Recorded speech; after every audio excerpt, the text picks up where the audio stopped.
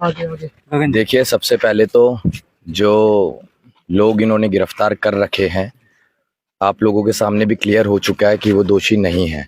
तो सबसे पहले तो उन्हें रिहा किया जाए। फिर दूसरी मांग कि ये जो घर तोड़ने की बात कही जा रही है, ये तो थोड़ा आगे आ जाते हैं। बताइए परिवार वालों क्या कुछ बात हुई? प्रेम की पत्नी से आप मिलकर आए हैं, संवेदना व्यक्त करने आए थे, क्या कुछ बात हुई? देखिए, सबसे पहले जो दोषी नहीं है उन लोगों को रिहा किया जाए, ठीक है। इनके बाबा हैं उसमें, इनके चाचा हैं बच्चों के उसमें। और दूसरा ये जो घर तोड़ने की बात कही जा रही है, इसके लिए मैं सिर्फ इतना कहना चाहूंगा कि अगर देखिए, मैं कभी कोई भड़काऊ भाषण नहीं देता हूँ। मैं हमेशा हर समाज में प्यार मोहब्बत चाहता हूँ। यही बात हमसे जुड़े लोग भी जानते हैं।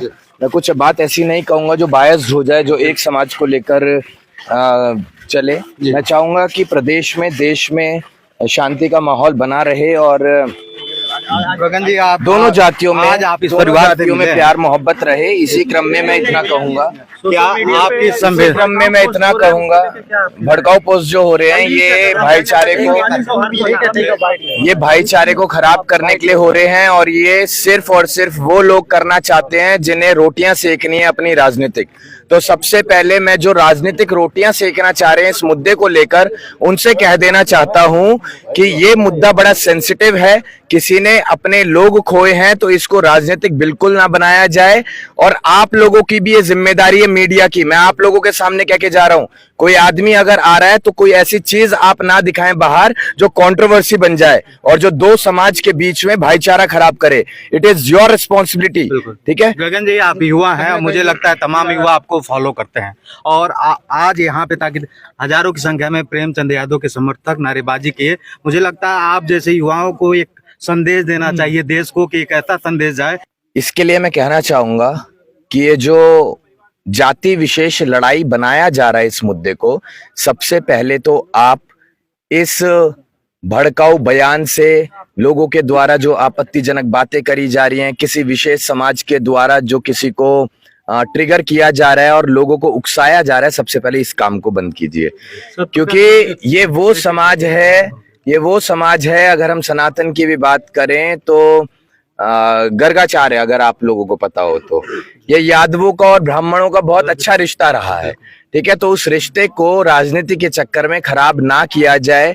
अगर ये खराब होगा तो ना सिर्फ इस जिले में, ना सिर्फ इस प्रदेश में, बल्कि पूरे राष्ट्र में एक जातिवाद का माहौल बनेगा, जिससे हम लोग कभी आगे नहीं पहुंच पाएंगे, हम लोग पीछे ही जाएंगे। सत्यप्रकाश दुबे के पांच लोगों की हत्या हुई, वहां जाएंगे?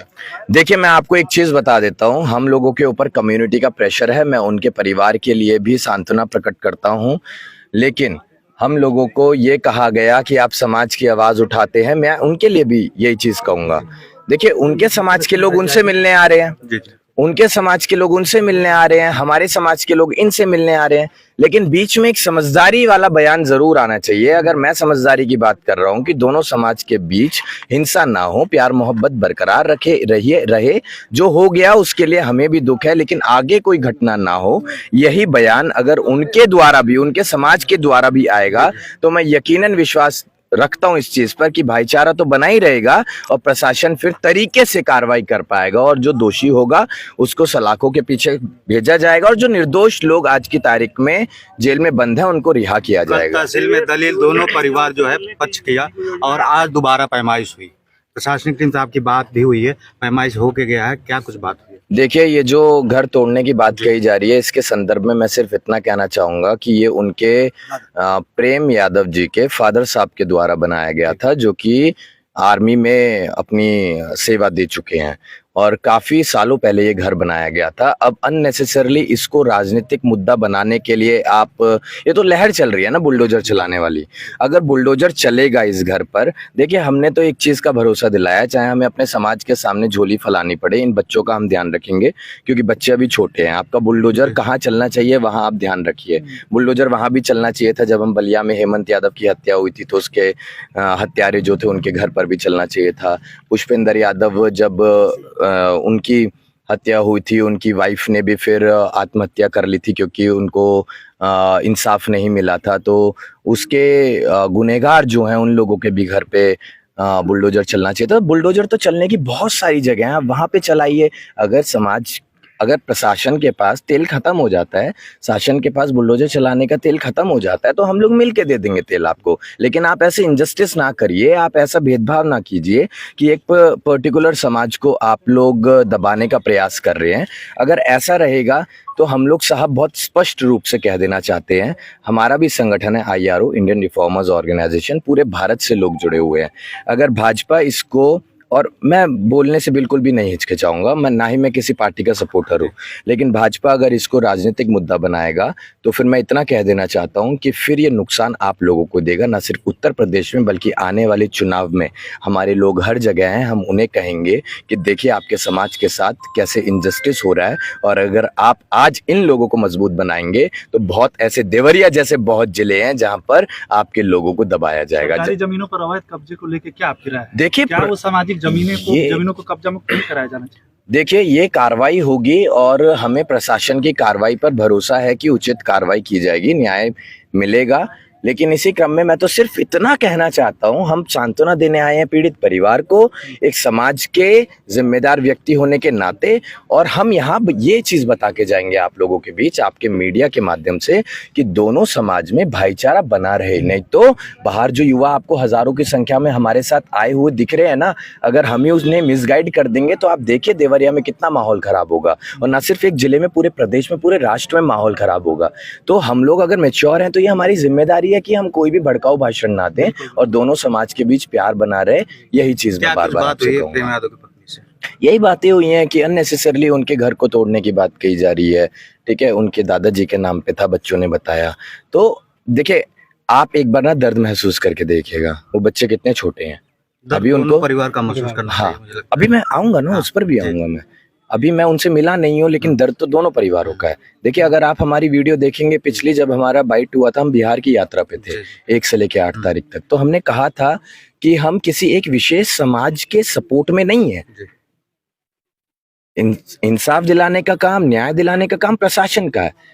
हम लोग सिर्फ अपनी जिम्मेदारी इतनी निभाते हैं कि अगर हमारे समाज के लोगों का भरोसा हमारे ऊपर है तो हम अपने समाज को थोड़ा संभाल कर चलें, अभी कि आप थोड़ा सा न्यूट्रल रहिए, ठीक है, गलती ना हो जाए, आप आवेश में ना आ जाएं, कुछ गड़बड़ ना हो जाए।